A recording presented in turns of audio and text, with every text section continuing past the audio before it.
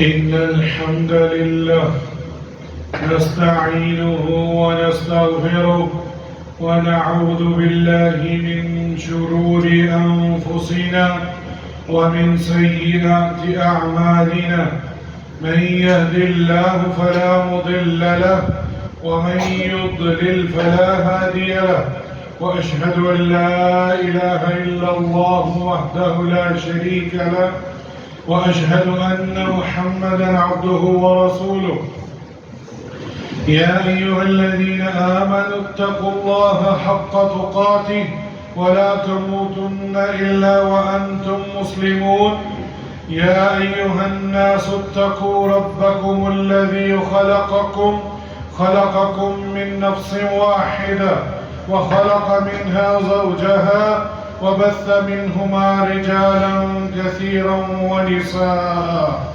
واتقوا الله الذي تساءلون به والأرحام إن الله كان عليكم رقيبا يا أيها الذين آمنوا اتقوا الله وقولوا قولا سديدا يصلح لكم أعمالكم ويغفر لكم ذنوبكم ومن يطع الله ورسوله فقد فاز فوزا عظيما أما بعد إن أصدق الحديث كتاب الله وأحسن الهدي هدي محمد صلى الله عليه وسلم وشر الأمور محدثاتها وكل محدثة بدعة وكل بدعة ضلالة وكل دلالة في النار. لائق صد تقریب سامعین مکرم، آج ذو الحجہ کی 2 تاریخ ہے اور یہ افضل ایام الدنیا، یہ دنیا کے سب سے افضل ترین دن ہے. یہ میرے اور آپ کے لیے خوش نصیبی ہے کہ اللہ سبحانہ و تعالیٰ نے اپنی رحمت اور توفیق سے ہمیں زندگی عطا کی اور یہ ایام ہمیں نصیب فرمائے. ہم پچھلے جمعے ان ایام کی فضیلت اور اہمیت کے بارے میں بیان کر چکے ہیں، تو لہٰذا ان چند ایام کو، ایام معلومات جو کہ چند ہے، ان کو ضائع مت کیجیے. اللہ کا ذکر، قرآن پاک کی تلاوت اور نیک اور صالح اعمال اس کو کرنے کی توفیق عطا فرمائے ہمیں. ان ایام میں عید الاضحیٰ 10 ذی الحجہ کو آنی ہے اور اس دن کروڑوں لوگ ابراہیم علیہ السلام کی سنت پر عمل کرتے ہوئے قربانی کا جانور اللہ کے لیے اللہ کے ہاں پیش کریں گے اور اس کو ذبح کریں گے. انہی عبادت کو سامنے رکھتے ہوئے قربانی کرنا یہ عبادت ہے. فَصَلِّ لِرَبِّكَ وَانْحَرْ، اپنے رب کے لیے نماز پڑھ اور قربانی کر. اور اس عبادت کو اللہ کے ہاں پیش کرنا ہے، اس کے لیے چند گزارشات ہیں، جس میں سب سے پہلے میں اپنے آپ سے مخاطب ہوں اور پھر آپ سب سے. اس عبادت کو یا کوئی بھی عبادت جو اللہ کی راہ میں ہو، اس کے لیے اخلاص چاہیے. اخلاص، نیت کے بغیر کوئی عمل اللہ کے ہاں قبول نہیں ہوگا. لہذا دیگر اعمال صالحہ کے ساتھ ساتھ قربانی جیسے اس عظیم عمل میں اخلاص ضروری ہے. اللہ سبحانہ و تعالیٰ نے اپنے کلام مبارک میں سورۃ الانعام کے اندر ارشاد فرمایا ہے: قُلْ إِنَّ صَلَاتِي وَنُسُكِي وَمَحْيَايَ وَمَمَاتِي لِلَّهِ رَبِّ الْعَالَمِينَ. اے محمد صلی اللہ علیہ وآلہ وسلم، آپ کہہ دیجئے، لوگوں کو اس کے بارے میں خبر دے دیجئے کہ بے شک میری نماز اور میری قربانی، میری زندگی اور میری موت صرف اور صرف اللہ سبحانہ و تعالیٰ کے لیے ہے. اور حدیث مبارکہ پیش کروں گا سیدنا ابو امامہ الباہلی رضی اللہ عنہ سے روایت ہے کہ اللہ کے رسول صلی اللہ علیہ وآلہ وسلم نے فرمایا ان اللہ لا يقبل من العمل الا ما كان له خالص. اللہ اکبر. بلا شبہ اللہ سبحانہ و تعالی صرف وہی عمل قبول کرتے ہیں جو خالص اس کے لیے ہو اور اس سے اللہ سبحانہ و تعالی کی رضا مقصود ہو. یہ سنن نسائی کے اندر شیخ ناصر الدین الالبانی صحیح سند کے ساتھ لے کر آئے ہیں. تو اخلاص یہ ضروری ہے قربانی کے لیے. لیکن افسوس اور دکھ کے ساتھ ہم نے قربانی کو اپنا سٹیٹس دکھلانے کے لیے معاشرے کے اندر یہ سمجھ لیا ہے کہ اگر میں مہنگے سے مہنگا جانور لوں گا لوگوں کو بتلاؤں گا تو میری واہ واہ ہوگی. کہاں گیا اخلاص؟ آج اس پرفتن دور میں اس قربانی کی جو عبادت ہے وہ سوشل میڈیا کی نظر کر دیا ہے. لوگ تصویریں کھینچتے ہیں اور کئی سال اس کی واہ واہ حاصل کرتے ہیں. کہاں گیا اخلاص؟ کہاں گیا اخلاص جو اس قربانی میں ہم نے ضائع کر دیا؟ اور تو اور یہ معاشرے میں بچپن سے دیکھ رہے ہیں جانور کو لے کر بازاروں اور گلیوں میں گھومنا تاکہ لوگ پوچھیں کہ یہ کتنے کا لیا ہے. والعیاذ باللہ من ذالک. اللہ کی راہ میں جانور قربان کرنا اور اس کے لیے ریاکاری لوگوں سے بتانا اتنے کا لیا ہے. پہلے تو یہ سوال ہی جائز نہیں. کس نے کہا ہے کہ اس قربانی کی جانور کی قیمت پوچھو؟ واللہ 2000 کے اندر جب میں سعودیہ اور متحدہ عرب امارات میں گیا وہاں کسی عربی سے میں نے یہ سوال کیا کیونکہ ہمارے معاشرے میں ہماری پرورش ایسے ہوئی تھی. تو اس شخص نے جواب دیا یہ بینی و بین اللہ، یہ میرے اور میرے اللہ کے درمیان ہے. تم کیوں پوچھ رہے ہو اس کی قیمت؟ تمہیں کس نے اختیار دیا؟ میں چٹک گیا اس وقت کہ ہمارے معاشرے میں یہ تو عام ہے قیمت پوچھنا اور اس کی تعریف کرنا.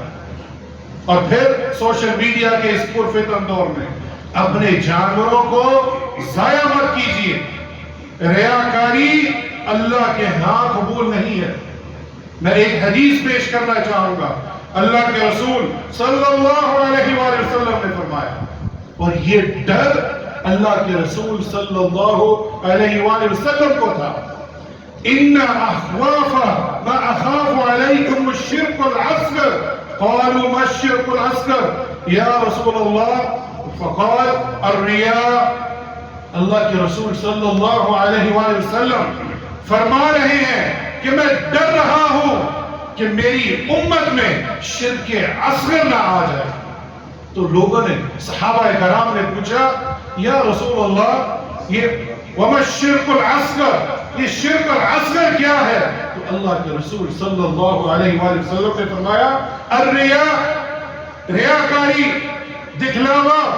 اللہ اکبر. اور یہی ڈر جو اللہ کے رسول کو صلی اللہ علیہ وآلہ وسلم نے اپنی امت میں سے تھا اور وہ آج عام ہو چکا ہے اور سوشل میڈیا نے اس کی دھجیاں اڑا دی ہیں. اور پھر کیا فرمایا اللہ کے رسول صلی اللہ علیہ وسلم نے؟ سنو، روز قیامت رب العالمین یہ ارشاد فرمائے گا اے لوگوں، دنیا کے اندر جن جن کو دکھلانے کے لیے تم نیک اعمال انجام دیتے تھے آج ان کے پاس چلے جاؤ، میرے پاس کچھ نہیں ہے، اور ان سے جا کر اس کا اجر اور ثواب حاصل کرو. اللہ اکبر. والعیاذ باللہ من ذالک. آپ نیکیوں کا انبار لے کر آ رہے ہیں اور اللہ سبحانہ وتعالی آپ کو واپس بھیج رہے ہیں کہ اس کے پاس جاؤ جس کے لیے تم نے یہ عمل کیا تھا. یہ مسند احمد کے اندر سلسلہ صحیحہ میں یہ حدیث موجود ہے. اخلاص پیدا کیجیے. دوسرا قربانی کا مقصد تقوی. ہمارے اندر تقوی آنا چاہیے. قربانی کے مقاصد اور حکمتوں میں سے سب سے بڑی حکمت اور سب سے بڑا مقصد اللہ سبحانہ وتعالیٰ کا یہ اہم جو اصول ہے کہ تقوی ہماری زندگی کے اندر آئے. ہمارے اندر تقوی اور اخلاص کی صفت پیدا کرنی ہے اور ہم سب کو متقی اور مخلص بننا ہے۔ اللہ سبحانہ و تعالیٰ نے سورہ الحج کے اندر ارشاد فرمایا ہے لَن يَنَالَ اللَّهُ لُحُومُهَا وَلَا دِمَاؤُهَا وَلَكِنْ يَنَالُهُ التَّقْوَىٰ مِنْكُمْ۔ اللہ اکبر۔ اللہ سبحانہ و تعالیٰ کو تو تمہاری قربانیوں کے نہ گوشت پہنچتے ہیں نہ خون، جس کے لیے تم ریاکاری کر رہے ہو وہ تو اللہ کے ہاں پہنچتا ہی نہیں ہے، اسے تمہاری پرہیزگاری درکار ہے اور وہی اللہ کے ہاں قابل قبول ہے۔ علامہ عبد الرحمن بن ناصر السعدی رحمہ اللہ اپنی تفسیر کے اندر اسی آیت کے بارے میں فرماتے ہیں اس کا فقط ذبح کرنا مقصد نہیں ہے، یعنی جانور کو صرف ذبح کر دینا یہ خالی مقصد نہیں ہے۔ اللہ سبحانہ تعالیٰ کے پاس نہ تو اس کا گوشت پہنچتا ہے اور نہ ہی خون، کیونکہ اللہ سبحانہ تعالیٰ ان سب چیزوں سے بے نیاز ہے، قابل ستائش ہے۔ اس کے پاس تو صرف بندوں کا اخلاص، ثواب کی امید اور صالح نیت پہنچتی ہے۔ اسی لیے تو اللہ سبحانہ وتعالیٰ نے فرمایا تھا وَلَكِنْ يَنَالُهُ التَّقْوَىٰ مِنْهُمْ، اور ان کے پاس سے تو تمہارا تقویٰ ہی پہنچتا ہے۔ لیکن ان آیت مبارکہ کے اندر جو ہمیں اخلاص اور تقویٰ یہ دو چیزوں کا حاصل کرنے کے لیے ہمیں فرمایا ہے، ایک اور چیز، اور وہ کہنے سے پہلے میں معذرت چاہتا ہوں، میں کسی بھی شخص کو براہ راست مخاطب نہیں ہوں، میں صرف ایک جنرل بات کرنے لگا ہوں۔ اگر کوئی بھی عبادت آپ چاہتے ہیں قبول ہو، اس کے لیے آپ کا مال حلال ہونا چاہیے۔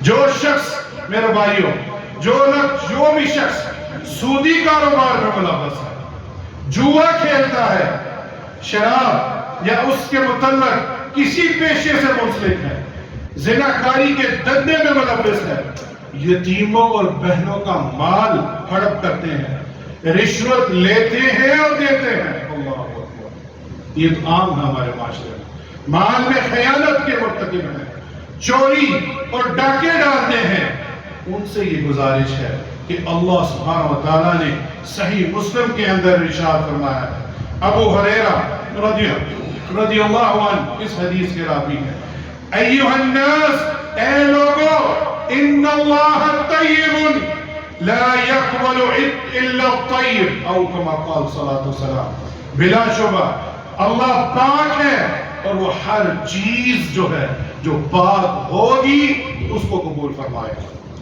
یہ اپنے اعمال اگر آپ چاہتے ہیں اللہ کے ہاں قبول ہو، ہمارا مال پاک اور حلال ہونا چاہیے، حتیٰ کہ اگر کوئی شخص حرام کماتا ہے اس کی دعا بھی قبول نہیں ہوتی۔ اللہ اکبر۔ وہ حدیث موجود ہے کہ ایک شخص اپنے برخریدہ کپڑوں میں گند آلود ہوا ریت کے میدان میں اللہ کو پکارتا ہے، ربی ربی، میں دعائیں کر رہا ہوں لیکن میری کوئی دعا قبول نہیں ہوئی، اور اللہ سبحانہ و تعالیٰ نے کہا تیرا کھانا حرام، تیرا پینا حرام، تیرا پہننا اوڑھنا حرام، تیرا چلنا پھرنا سونا جاگنا حرام، تیری دعا میں کیسے قبول کروں؟ ہم نے پچھلے جمعے میں بیان کیا تھا کہ ہمیں دعا کرنی چاہیے، اللہم انی اسألک علما نافعا، ہمارے پاس نفع بخش علم ہو، پھر کیا ہوگا اس کا فائدہ؟ ورزقا طیبا، علم ہوگا، حلال اور حرام کی تمیز ہوگی، ہمارے پاس حلال رزق آئے گا۔ پھر کیا فرمایا؟ وعملا متقبلا، پھر تمہارے اعمال قبول ہوں گے۔ تو اخلاص اور تقوی، اس کے ساتھ ساتھ حلال مال ہونا یہ ہمارے لیے بہت ضروری ہے۔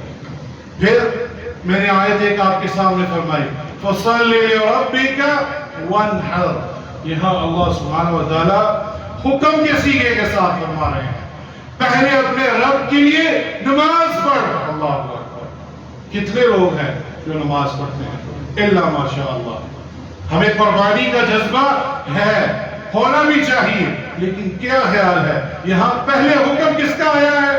فَصَلِّ لِرَبِّكَ وَانْحَرْ، پہلے تو نماز پڑھ قربانی دے.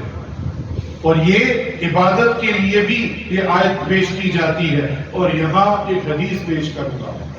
جب بھی قربانی کرے اس میں اخلاص ہونا چاہیے.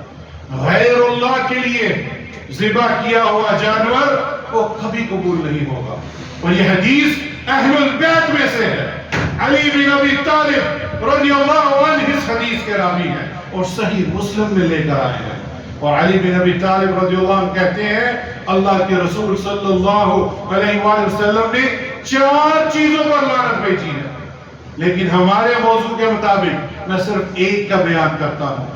لعن اللہ من ذبح لغیر اللہ. اس شخص پر لعنت ہے کس کی؟ اللہ سبحانہ وتعالی کی، جو غیر اللہ کے لیے ذبح کرتا ہے جانور. یہ ہمارے لیے لمحہ فکریہ ہے کہ جو شخص غیر اللہ کے لیے جانور ذبح کرے، چاہے وہ قربانی کا ہو، چاہے وہ صدقے کا ہو، یا کوئی بھی جانور کسی غیر اللہ کے لیے ذبح کرے گا، اس پر اللہ سبحانہ وتعالی کی لعنت ہے. یہ کس نے فرمایا؟ اللہ کے رسول صلی اللہ علیہ وسلم رحمت للعالمین. لیکن جب توحید کی بات آئے گی، جب اللہ کے ساتھ کسی کا شریک ٹھہرانا ہوگا، وہاں کوئی رحمت نہیں ہے. وہاں صرف عقیدہ دیکھا جائے گا اور وہاں صرف وہی بیان ہوگا جو اللہ نے کہا ہے. کیونکہ اللہ اپنے ساتھ کسی کو بھی شراکت میں شریک نہیں کرتا. تو یہاں ہمیں سوچنا ہے کہ ہم یہ ذبح جو کر رہے ہیں یہ کس کے لیے ہے. اب حدیث آئی ہے صحیح مسلم کی اور آگے جو لعنتیں ہیں وہ بھی بیان کر دیتا ہوں. اور لعنت کا مطلب ہے اللہ کی رحمت سے محروم ہونا. آپ کو اللہ کی رحمت نہیں ملے گی اور جنت میں ہم نے اگر جانا ہے تو اللہ کی رحمت کے ساتھ. یہ حدیث میں 4 لعنتیں، میں اس کی وضاحت نہیں کروں گا لیکن صرف بیان کر دیتا ہوں. جو شخص غیر اللہ کے لیے ذبح کرے اس پر اللہ سبحانہ وتعالی کی لعنت ہے. جو شخص زمین کی حد بندی کی نشانی چھپائے اللہ اس پر لعنت کرتا ہے. یعنی یہ جو زمینیں ہڑپتے ہیں اس پر بھی اللہ کی لعنت. اور جو شخص اپنے والد پر لعنت کرے والعیاذ باللہ من ذلک، اس پر بھی اللہ کی لعنت ہے. ایک مختصر سا بیان کر دوں، کوئی بھی والدین پر لعنت نہیں بھیجتا. تو یہاں کیسے لعنت ہوئی؟ جب کوئی شخص کسی دوسرے کے والدین پر گالی دیتا ہے تو وہی گالی اس کے والدین پر آ کے لگتی ہے اور یہ لعنت ہے. اللہ کو یہ ہے اللہ کے رسول نے فرمایا کہ کسی بھی والدین پر گالی مت دو. جب تم گالی دیتے ہو اور وہ خاموش ہو جاتا ہے وہی گالی تمہارے والدین پر آ کے لگتی ہے. آپ انڈائریکٹلی اپنے والدین پر گالی دے رہے ہو اور یہ کرنے والا شخص اس پر اللہ سبحانہ وتعالی کی لعنت ہے. اور چوتھی، جو شخص کسی بدعتی شخص کو پناہ دے اس پر بھی اللہ کی لعنت. انشاءاللہ اس موضوع پر ہم آگے بیان کریں گے. قربانی کا جانور کیسا ہونا چاہیے؟ اللہ سبحانہ وتعالی نے بہیمۃ الانعام کا ذکر کیا ہے. بہیمۃ الانعام وہ 4 قسم کی ہیں جس میں اونٹ، گائے، بھیڑ اور بکری، اور یہ نر اور مادہ دونوں ہیں. یہ 8 جانور ہیں جس کا اللہ سبحانہ وتعالی نے سورہ الحج کے اندر ارشاد فرمایا ہے وَلِكُلِّ أُمَّةٍ جَعَلْنَا مَنْسَكًا لِيَذْكُرُوا اسْمَ اللَّهِ عَلَى مَا رَزَقَهُم مِّن بَهِيمَةِ الْأَنْعَامِ. اور ہر امت کے لیے ہم نے قربانی کے طریقے مقرر فرمائے ہیں تاکہ ان چھپائے جانوروں پر اللہ کا نام لیا جائے. اب یہاں آگے میں ایک چیز اور بیان کر دوں کہ قربانی کے جانور 5 عیوب سے پاک ہو. اس کے اندر 5 عیوب نہیں ہونی چاہیے. اس میں نمبر 1 کان کا کٹا ہونا یا چیرا ہوا ہو یا اس میں سوراخ ہو. یہ اللہ کے نبی صلی اللہ علیہ وآلہ وسلم نے ایسے جانور کو منع فرمایا ہے قربانی سے. یا تو اس کا کان کاٹ دیا جائے یا اس کو چیر دیا جائے یا اس میں سوراخ ہو.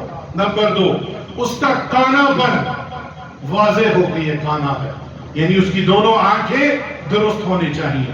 تیسرا اس کا لنگڑا پر واضح ہو کہ یہ لنگڑا جانور ہے، یہ بھی قربانی کے لیے قابل قبول نہیں. نمبر 4 وہ بیمار ہے اور آپ کو معلوم ہو کہ یہ بیماری ہے اس کے اندر، وہ بھی قابل قبول نہیں. اور اس طرح پانچواں لاغر، جس کے اندر مخ روغن نہ رہا ہو، یعنی وہ بہت ہی دبلا ہے، اس کے اندر گوشت ہی نہیں ہے، ایسے جانور کو اللہ کے رسول صلی اللہ علیہ وآلہ وسلم نے منع فرمایا ہے۔ سنن نبی داؤد کی بھی روایت ہے، مسند احمد کے اندر بھی یہ روایت موجود ہے، اربع لا تجوز فی الاضاحی العوراء بین العوراء والمریضة بین مرادها والعرجها بین ضلعها والقصیر التي لا تنقى او كما قال صلی اللہ علیہ وسلم۔ قربانیوں میں 4 جانور جائز نہیں: کان جس کا کانا پن ظاہر ہو، بیمار جس کی بیماری ظاہر ہو، لنگڑا پن جس کا لنگڑا پن ظاہر ہو، اور بالکل رہا ہوا جس میں مخ نہ ہو، ایسے جانور اللہ سبحانہ وتعالی اپنے ہاں قبول نہیں فرماتے۔ اقول ما تسمعون واستغفر اللہ لی ولکم من کل ذنب فاستغفروه انه هو الغفور الرحیم۔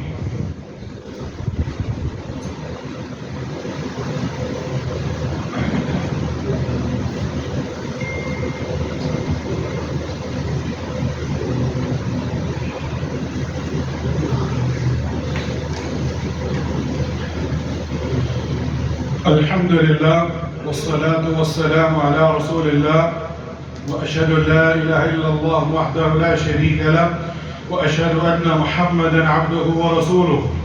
قربانی کا جو وقت ہے وہ شریعت نے ہمیں بتایا ہے کہ 10 ذی الحجہ کو جب آپ عید کی نماز پڑھ لیں اس کے بعد، کیوں؟ ایک صحابی نے عید کی نماز سے پہلے جانور ذبح کیا تھا تو اللہ کے رسول صلی اللہ علیہ وآلہ وسلم نے فرمایا یہ تو کھا سکتا ہے لیکن تیری قربانی نہیں ہوئی۔ تو عید کی نماز پڑھنے کے بعد یہ قربانی کا وقت شروع ہوتا ہے، اور یہ یوم النحر پہلا جو قربانی کا دن ہے، یہ سب سے افضل ہے 10 ذی الحجہ کو جانور قربان کرنا اللہ کی راہ میں خالصاً تقوی رکھتے ہوئے، غیر اللہ کے لیے نہیں، صرف اللہ سبحانہ وتعالیٰ کے لیے۔ اور اس دن سب سے افضل عمل یہی ہے کہ آپ خون کو بہایا جائے۔ اس کے بعد ایام التشریق 11، 12 اور 13، یہ مکمل 4 دن بنتے ہیں قربانی کے، اور یہ اللہ کے رسول صلی اللہ علیہ وآلہ وسلم کی حدیث سے ہمیں ملتا ہے کہ آپ نے یوم النحر 10 ذی الحجہ اور ایام التشریق 11، 12 اور 13 تاریخ جو ذی الحجہ کی ہے، مغرب سے پہلے آپ قربانی کر سکتے ہیں۔ اس میں دن اور رات کا کوئی تعین نہیں، آپ دن کو بھی قربانی کر سکتے ہیں اور رات کو بھی قربانی کر سکتے ہیں، اور یہی جامع ترمذی کی روایت ہے۔ اور آخر میں 2 چیزوں کا خیال رکھیں جس میں اللہ کے رسول صلی اللہ علیہ وآلہ وسلم نے فرمایا کہ جب آپ جانور ذبح کریں تو اس کے اوپر جو کلمہ پڑھیں، بسم اللہ واللہ اکبر، یہ کلمہ پڑھنا یہ سب کرتے ہیں، اس میں کوئی شک نہیں، لیکن کس کے لیے ذبح کرتے ہیں یہ اہم ہے۔ یہ دونوں شرطیں ہونا ضروری ہیں۔ اللہ کے رسول صلی اللہ علیہ وآلہ وسلم نے خود اپنے ہاتھوں سے 2 چبوترے مینڈے کی قربانی کی تو میں نے دیکھا کہ آپ صلی اللہ علیہ وآلہ وسلم اپنا پاؤں اس کی گردن کی جانب میں رکھے ہوئے اور آپ بسم اللہ واللہ اکبر پڑھ رہے تھے، اور اس طرح آپ نے 2 مینڈوں کو ذبح کیا۔ یہ صحیح البخاری کی روایت ہے، اور اسی حدیث کو سامنے رکھتے ہوئے ہم نے اپنے ہاتھ سے اگر کریں گے تو یہ افضل ہے، اگر نہیں تو آپ کم سے کم کوئی ایسا شخص ڈھونڈیں جو نماز پڑھنے والا ہو تاکہ آپ کی قربانی اللہ کے ہاں قبول ہو۔ اس چیز کو مد نظر رکھیں، یہ عام چیز نہیں ہے، یہ عبادت ہے۔ عبادت کے اندر جو شخص نماز نہیں پڑھتا اس کے بارے میں بڑی وعیدیں آئی ہیں۔ میں وہ بیان نہیں لے کر آیا جو صحابہ کرام اور علماء کرام سے وہ اقوال موجود ہیں، کیوں؟ مجھے لگا کہ یہ بہت سخت ہوں گے آپ سب کے لیے، آپ ہضم نہیں کر پائیں گے، تو لہٰذا نماز پڑھنے والا شخص ہو اس سے قربانی کروائیں۔ اللہ سبحانہ وتعالی ہمیں ان ایام میں نیک اور صالح اعمال کرنے کی توفیق عطا فرمائے، اور اللہ سبحانہ وتعالی ہمارے اندر اخلاص کو بھر دے، کیوں؟ یہ قربانی اخلاص اور تقوی کے ساتھ ہوگی تو اللہ سبحانہ وتعالیٰ کے ہاں قبول ہوگی۔ ان اللہ وملائکتہ یصلون علی النبی یا ایھا الذین آمنوا صلوا علیہ وسلموا تسلیما۔ اللهم صل على محمد وعلى آل محمد كما صليت على إبراهيم وعلى آل إبراهيم إنك حميد مجيد۔ اللهم بارك على محمد وعلى آل محمد كما باركت على إبراهيم وعلى آل إبراهيم إنك حميد مجيد۔ اور آخر پر اگر کوئی فیملی جوائنٹ فیملی میں رہتی ہے ایک ہی چھت کے اندر اور اس کا چولہا بھی ایک ہے، یعنی ایک ہی چولہے سے کھانا پکتا ہے، اس گھر کا جو مین فرد ہے قوام، وہ اگر ایک جانور کو قربان کر دے تو سب گھر والے کے لیے قربانی ہو جائے گی۔ تو یہ مسئلے کو بھی واضح رکھیں۔ ہاں اگر اس کا بیٹا الگ رہتے ہیں، الگ گھر میں رہتے ہیں تو پھر اس کو الگ کرنی ہوگی۔ ایک ہی چھت اور ایک ہی چولہے سے اگر کوئی کماتا ہے تو ایک جانور کافی ہے۔ ریاکاری سے بچیں کہ میں نے 35 بکرے کیے ہیں، اخلاص کا ایک بکرا بھی اللہ کے ہاں قبول ہو جائے تو ہماری اس سے نجات ہوگی۔ اللہم انکا عفو تحب العفو فاعف عنا ربنا اننا آمنا فاغفر لنا ذنوبنا وقنا عذاب النار۔ اللہم انی اسألک الہدی والتقی والعفاف والغنی۔ اللہ سبحانہ وتعالی ہمیں ان ایام میں نیک و صالح اعمال کرنے کی توفیق عطا فرمائے۔ یا اللہ ہمیں زیادہ سے زیادہ اخلاص کی توفیق عطا فرما، ہمارے دلوں میں اخلاص کو بھر دے، شرک اور ریاکاری کو دور فرما دے۔ جن کے والدین زندہ ہیں یا اللہ ان کو ایمان والی صحت والی زندگی عطا فرما، جن کے والدین وفات پا چکے ہیں یا کوئی بھی مسلمان فوت ہو چکا ہے یا اللہ ان کی قبروں کو جنت کا باغ بنا دے۔ اللہم انی اسألک الہدی والتقی والعفاف والغنی۔ یا اللہ جو بیمار ہیں اور بیماری میں مبتلا ہے یا اللہ ان کو شفاء کاملہ اور عاجلہ عطا فرما۔ یا اللہ جو ہسپتالوں میں ہیں یا اللہ ان کو اس مبارک دنوں میں اب ہماری دعاؤں کو قبول فرما اور ان کو صحت یابی سے گھر عطا فرما۔ جو پریشان ہیں ان کی پریشانیوں کو دور فرما۔ یا اللہ ہمیں صحت والی زندگی عطا فرما۔ اللہم اغفر لی ذنبی کلہ دقہ و جلہ و اولہ و آخرہ و علانیتہ و سرہ۔ ربنا آتنا فی الدنیا حسنہ وفی الآخرة حسنہ وقنا عذاب النار۔ ربنا تقبل منا انك انت السميع العليم وتب علينا انك انت التواب الرحيم۔ عباد الله ان الله يأمر بالعدل والإحسان وإيتاء ذي القربى وينهى عن الفحشاء والمنكر والبغي يعظكم لعلكم تذكرون۔ وأقيموا الصلاة۔